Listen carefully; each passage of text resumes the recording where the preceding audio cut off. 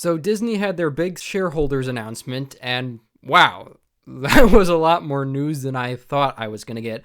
I thought they were just going to say a couple of things about some shows, say whether or not their movies were going to go straight to Disney Plus or they're actually going to go to theaters, but we basically got a whole lineup from Kevin Feige about all of Phase 4 and 5, and there's just so much I want to talk about. They also talked a lot about Star Wars and Pixar stuff, but seeing how I'm more of a comic book guy, I'm mostly going to be just talking about the Marvel stuff. So the first thing Kevin Feige brings up is WandaVision, and we get a new trailer about that. We don't really get to see anything that new about the show, but it just looks really weird and cool, and like it's delving into the more messed up aspects of Scarlet Witch and her character, and I'm really excited to see how this show will take these characters, because I do really like both Wanda and Vision, and kind of seeing how they deal with this situation. We also get a little bit more about Doctor Strange and the Multiverse of Madness. Nothing really that new about it that we already didn't know before, but Kevin Feige specifically says that this is going to tie directly in to not only WandaVision, but the new Spider-Man film, which basically confirms what we already thought, that Tobey Maguire and Andrew Garfield have to be coming back, because it makes no sense for all this other stuff to be lining up and for this just not to happen. Like, it makes no sense that Jamie Foxx would be back as Electro and that Alfred Molina would be back as Doc Ock, but they don't bring back the two that fans have been begging for so long. And I don't know if they're trying to keep this a secret, because I think that opportunity is kind of just flown the coop at this point, but it does make me excited for what's to come, and also interested to see how tied in the multiverse storyline is going to be to all these properties, and how they're kind of building this up very gradually and giving it the weight that something this momentous and this large scale of a development in the universe would need to have to properly work. Kevin Feige then went into Falcon Winter Soldier, and we got a brief trailer for that. Nothing really new to talk about with it. The trailer was cool. It's nice to see the chemistry between Sam Wilson and Bucky Barnes really on display here that we saw in Civil War, and it's nice that that's going to get fleshed out a lot more. Kevin Feige is describing this as kind of a MCU movie that's going to be stretched out into like 6 episodes of a show, and from the trailer it looks like that, and it looks like a lot of money's been thrown at this because the effects look very high-end. It really gives me a lot of confidence in these Marvel Disney Plus shows and how they can really be developed into something great. We then get an update on Black Widow, that it will be in theaters this coming May, and that they won't be doing what Warner Brothers just did and putting it straight to Disney Plus, or a Disney Plus / theatrical combination of the two. I'm not sure if this was always the plan, or if maybe they kind of changed things up when Warner Brothers kind of got all that heat for their decision, where all the studio partners and actors and directors were really kind of getting pretty mad at Warner Brothers. Which kind of shows maybe you should actually tell these people when you're making a major decision about something they've been working on for God knows how long, just to save your failing streaming service. No, I actually really like HBO Max, but this was really dumb on Warner's part.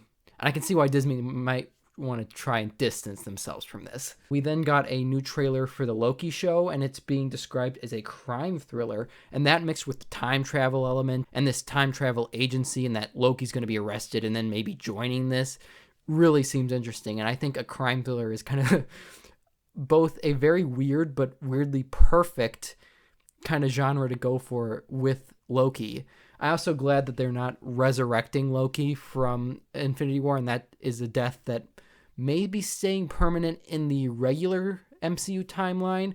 I don't know if they're going to try to tie this in, because that's kind of one of the through lines they're doing with the Disney Plus series, that they all tie in to the bigger MCU somehow, but I'm hoping this stays somewhat separate and Loki in the real MCU timeline kind of just stays dead, mostly because I don't want death to be what it is in the comics, where it's just something where, oh, someone dies, and then we have a super convoluted way of bringing them back. I love Loki, and I'm glad we're getting more content with that character, but I'm kind of sick of every character in these movies coming back in some form or fashion. We then got a trailer for the What If series, where we're going to get Jeffrey Wright as the Watcher, and having seen him in a bunch of other stuff, I think his calm and collected, his demeanor is just perfect for the Watcher, and they're just bringing back so many MCU actors to voice their characters.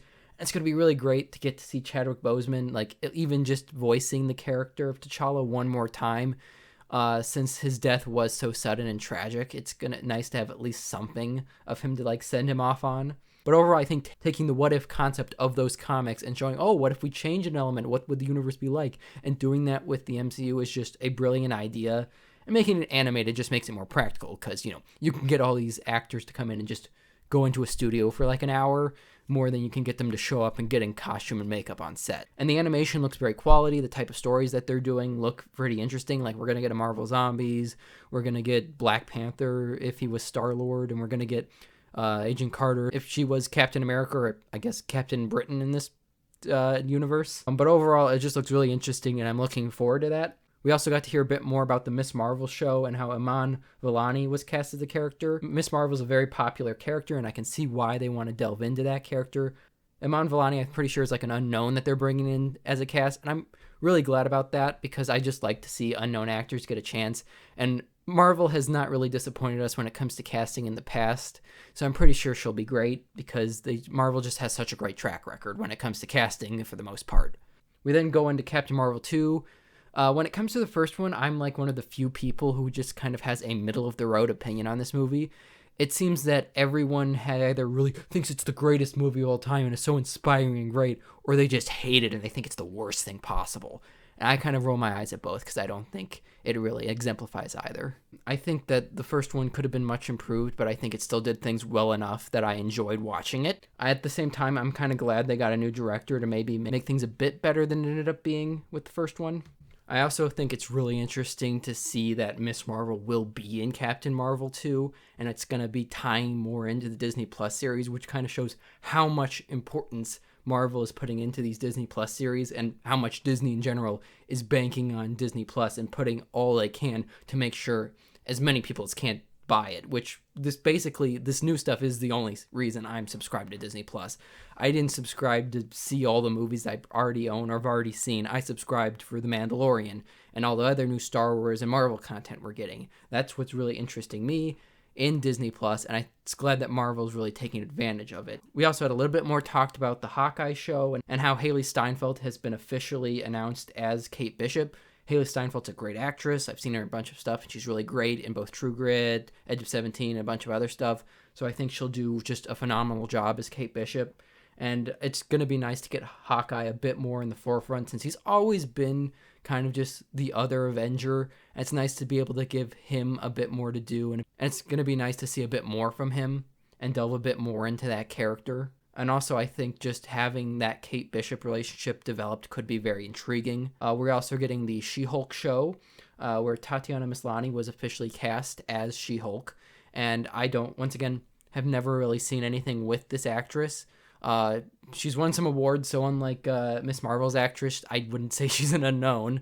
But once again, fully cast Marvel, and when it comes to casting these characters, so I'm sure she'll be great. We're also going to be getting Tim Roth back as the Abomination and Mark Ruffalo as the Hulk, which once again shows how much they're trying to tie this into the greater MCU.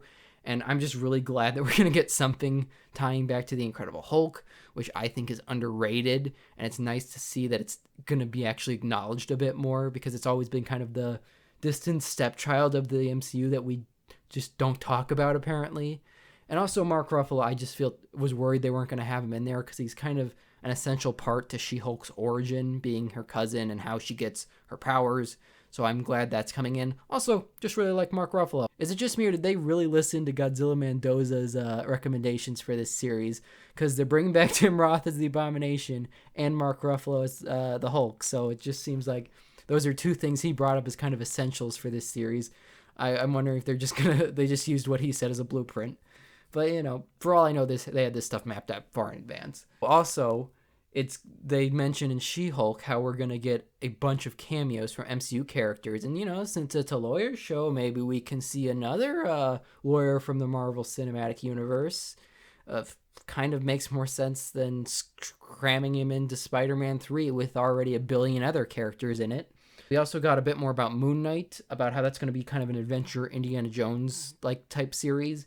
And what really interests me about it is they're really going to take advantage of his multiple personality and the kind of the supernatural Egyptian god aspects of the character, which is kind of what sets him apart from just being Batman.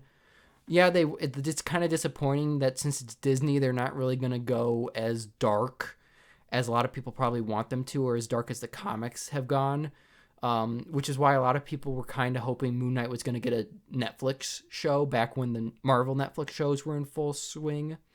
Unless Disney does do kind of an adult section for Disney Plus, which is kind of something that people were theorizing they were going to announce during the shareholder announcement. Okay, then we got Secret Invasion, a show where we're going to get Sam Jackson back as Nick Fury and Ben Mendelsohn back as Talos. The weird thing about this is Kevin Feige addresses how Secret Invasion is one of the biggest crossovers from the comics, yet all we're getting from it is a Nick Fury and Talos show. It seems kind of weird because this seems like kind of the thing you'd get for like an Avengers level movie. So it's almost making me wonder if this is gonna like kind of lead into an Avengers Secret Invasion movie, and this is kind of just the build up to kind of the scroll thread of how they invaded like every level of like Earth in some form or fashion. I don't know. I really loved this arc when it was done in Earth's Mightiest Heroes, and I'm really hoping that it gets played out right. But at the same time, I really like Nick Fury and Talos, so I'm going to watch the show no matter what. I just hope that they didn't just take this big crossover event and limited it to just a Nick Fury show. Then we got Ironheart, where we got announced that Dominique Thorne will be playing Riri Williams, and both this and Secret Invasion are going to tie directly into the greater MCU. I know pretty much nothing about Ironheart, besides she's just a teenage girl that made her own Iron Man suit. Seeing how I know nothing about that, I'm going to be going into the show with an open mind. I know some people don't like this character. A lot of people don't like kind of these characters where, hey, we already have an existing character, and now we have another character kind of taking on that role. Personally, I don't mind. Seeing Iron Man had his exit from this universe, so like, bringing her in doesn't really bother me, as long as they give us a good character and a good series overall. So I'm going to go into that series with open mind. We're now also getting this new Disney Plus series adapting the Armor Wars storyline, except in the comics that's an Iron Man storyline, and seeing how Iron Man is no longer in the MCU, they are giving that role to Rhodey, where Dom Cheadle coming back to star in this series.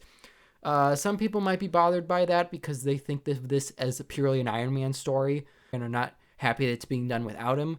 But most comic book movies, when they do a specific storyline, it's already very loosely based on that storyline. There are very few adaptations where it's a direct adaptation, like Winter Soldier, Civil War, Days of Future Past, Old Man Logan. None of these have been directed adaptly. They're all loose adaptations when they were made into movies. The only couple of direct adaptations I can think of for comic book movies were like Dark Knight Returns, Killing Joke, a bunch of those DC animated movies. And the only high profile live action ones I can think of are like Alan Moore ones like V for Vendetta or Watchmen. But overall, I really like Don Cheadle's War Machine. He's kind of another character that I hope this show gives him more time to shine and delve into the character and maybe make him more of a fan favorite to a lot of other people. That's kind of the benefit that I'm seeing from these Disney Plus series, is they take characters that don't really warrant their own movie, but it gives them a chance to kind of get the spotlight and become a bit more of their own person and not just part of the ensemble. We then get announced a Guardians of the Galaxy holiday special, which at first I was kind of like,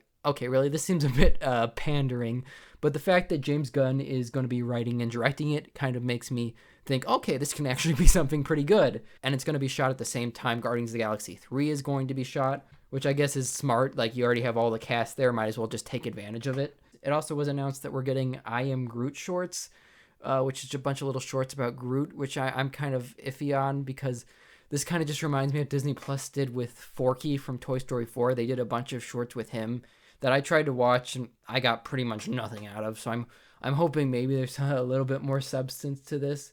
We got a bit more about Thor: Love and Thunder. The main new announcement from this movie is that Christian Bale, who is going to be the villain, Gore the God Butcher, which Christian Bale, phenomenal actor, and he's going to be a great villain. And then I looked up who Gore the God Butcher is because, to be honest, I did not know who he was. I have not really read many Thor comics. Most of the stuff I know about Thor from Marvel is from like the movies or cartoons that I've watched.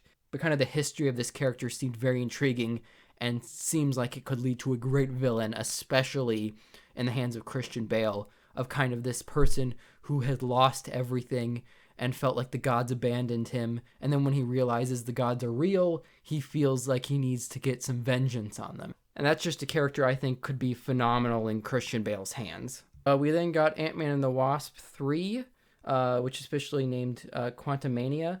We got that all the main cast members from the last couple films are going to be returning, as well as Catherine Newton taking over as Cassie Lang. She's getting a new actress from the one who played her in Avengers Endgame. And we also got confirmed that Jonathan Majors is going to be Kang the Conqueror. I haven't really seen anything with Jonathan Majors in it. I heard he's really good in Lovecraft Country, but can't personally attest to his acting abilities. But once again, it's Marvel. And also, Kang the Conqueror is a villain I've been waiting to see in these movies since I was introduced to the character in the Earth's Mightiest Heroes cartoon. So I'm looking forward to finally seeing him on the big screen. Kind of weird they're doing this with Ant-Man 3, though. Like, this, once again, seems like an Avengers level type of situation here. So I'm hoping this is kind of just an introduction to this character, which does make sense since the MCU's version of time travel originated with Ant-Man and the quantum realm and all that. And the title of the movie, Quantum Mania, alludes to that. So hopefully they'll do a bit more with this character beyond just a one-off villain. Then we got the announcement that I did not expect and was not very happy with, that Chadwick Boseman is not going to be recast as Black Panther. Once again, Chadwick Boseman dying was a huge tragedy. However, I just think from a storytelling perspective, writing the main character out of the movie, especially after he just died and came back to life in Infinity War and Endgame, will seem very convoluted. And it seems whenever they do this, it's just going to seem awkward and weird, and it's not going to work. Although I know not like recasting, I do kind of see it as kind of a necessity in order to kind of have the T'Challa keep coming into these movies, because he's kind of too big of a character just to write out. And it just, I understand they're saying they're doing this out of respect for Chadwick Boseman, but it just seems like it's a weird choice, and it's just going to hurt the movies in the long run. And they're supposed to start filming this thing like early next year. Are they supposed to just rewrite this whole thing without their main character in it, like in that short amount of time? So even that fact is also worrying me, that Black Panther 2 is just going to be a mess. It just seems like it's going to be too convoluted to try to work this thing out where we can write out the main character of the movies in a way that's not going to just seem like a total mess to me. And I think this was a huge mistake on Marvel's part. But the last announcement we got was we are getting, for sure, a Fantastic Four movie, which we all knew we were going to get this eventually, but Kevin Feige's been, I got my plan and my 5 years mapped up. He's like, yeah, but now you got the Fantastic Four and the X-Men, characters people actually know and like, because nobody knows who the Eternals or Shang-Chi are. People actually want to see a Fantastic Four and an X-Men movie from the MCU. But it's nice if Fantastic Four is actually being discussed at some point. And I'm kind of fine with X-Men coming on a little bit later, because we just kind of finished off the X-Men universe when it came to Fox. So having a bit more distance wouldn't really hurt things here. Also, we got announced that John Watts will be directing Fantastic Four, which people have kind of a mixed opinion on. A lot of people thought Peyton Reed was going to be doing it, because that's kind of been talked about for a while, and how he was one of the directors looked at to the Tim Story ones from the early 2000s. Personally, I've enjoyed John Watts' movies a bit more than Peyton Reed's movies in the MCU. And I understand some people just don't like how he's handled Spider-Man. I've liked those movies a lot for the most part, even though I do have problems with his interpretation of Spider-Man and both the things they decide to focus on and things they decide not to focus on. I do have problems with those movies, but I still think they're very well made. And I'm interested to see how John Watts can kind of bring his specific talents to the Fantastic Four. Also, I just want a good Fantastic Four movie, because we've had like 4 of these movies and they've all just sucked balls. So I would just like a decent Fantastic Four movie, and I think John Watts could deliver a decent Fantastic Four movie. But you better have John Krasinski and Emily Blunt in there. I'm just done. But overall, just a ton of shit announced for this freaking Marvel universe. And it's really nice because we just haven't gotten anything like new released in the MCU since Spider-Man Far From Home, which was almost a year and a half ago. So it's nice to kind of get some stuff to kind of reinvigorate my excitement for this. But I'm just insanely excited for pretty much all of the stuff that was announced. But overall, what did you think about all this news? Did you like it? Did you not like it? Put your thoughts in the comments below. Helps the channel. Really could use it. And have fun looking forward and being excited for all the Marvel stuff we're going to get in the future. Hey there, folks. I'm telling you, you need to like, share, and subscribe for your pure health. Because if you don't to Jack Toma's great YouTube channel, you're gonna die. Your heart's gonna fail you. Your liver's gonna fail you. Everything. And you're just gonna plop down dead. So you should subscribe right now if you know what's good for you. And of course, you can trust me. I'm a doctor. Dr. Toboggan. Mantis Toboggan.